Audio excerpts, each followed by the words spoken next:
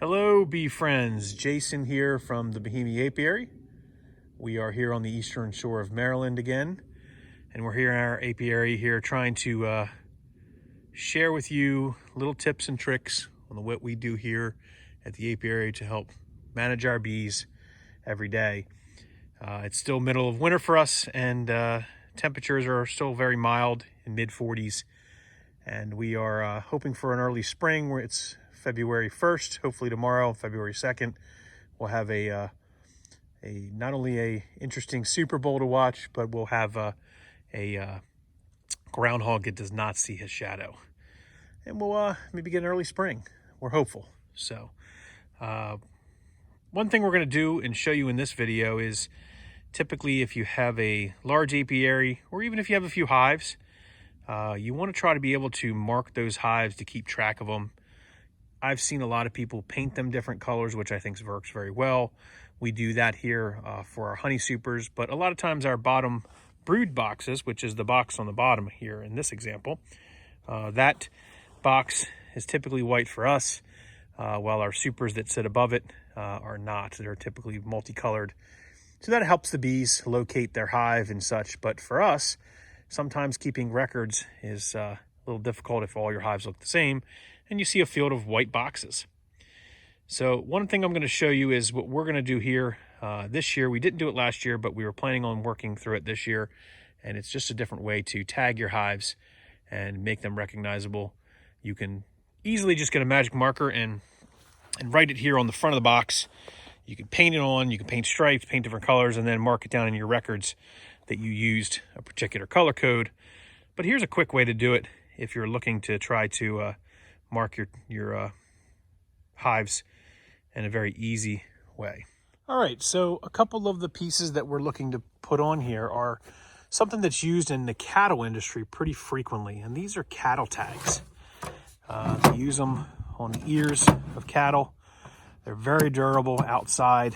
They won't fade. They won't tend to crumble. They're made of a good solid material. We're going to select two different colors. The green naturally are queens that were born and raised or reared or mated within the year ending in 9. And blue is the next year's number, or really this year, for queens that we rear and mate in 2000 or ending in 0. We're going to use those tags. I got them, about 100 tags for each color. I have right now about 40 colonies in the apiary. They're going to use up the green tags, and we're going to put those on before spring. So those are our overwintered colonies. So they'll get the green tags because they were green queens in 2019. Any queen that we make from a split or we rear and mate in 2020 will get a blue tag in that colony. That way we can keep track every year. And from year to year, naturally, you would want to use the color coding that you would use on the queens to match that. So if I have a green 2019 queen, green, makes sense. Then I'm going to use these L hooks. They're just small little L hooks that you get that screw into these are galvanized so they won't rust. They're just a little standard L. And we're going to place that L in the handle of the front of the box. And you may ask why that is, because typically when I'm moving boxes, I'm not grabbing from the wide side, I'm grabbing from the short side. So I don't always use this handle in the front. And if I did, and I didn't have a tag on it, it's easy still to be used. But when I stack these boxes up, it doesn't protrude out the side. So if I want to put them next to each other, next to them, and use a migratory cover, I can do that. But I'm going to make use of that one in the front. You can put the tag really anywhere, but that's just what I've chosen. I'm going to, again, only put these on the brood box because I'm tagging the queen. I'm tagging the colony. The honey supers above it, they're going to be getting removed and reused in various other colonies, so you don't want to tag those unless you want to. So we've just taken one of these L screws that you see here, and we've just pressed it in and screwed it into the handle such so that on the inside, it will poke through very, very limited amount, but it won't stick out. It'll hold it tight. Then you're going to take your number tag and you're going to find that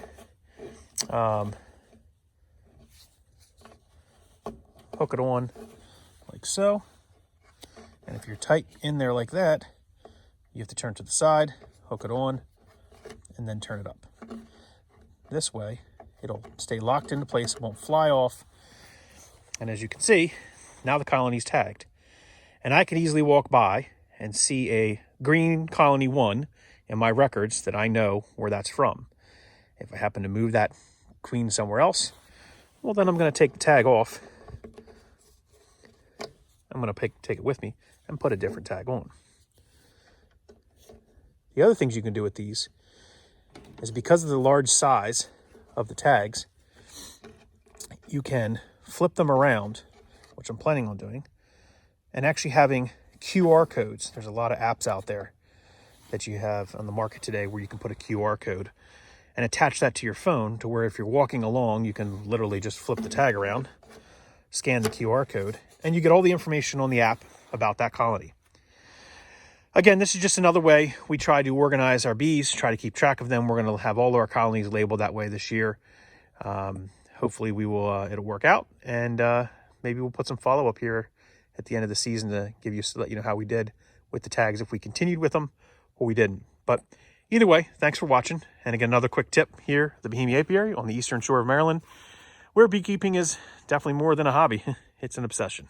Thanks for watching, everyone. Be sure to subscribe to the channel, follow us on Facebook, share with your friends as we continue to do great things here on the eastern shore of Maryland with the bees.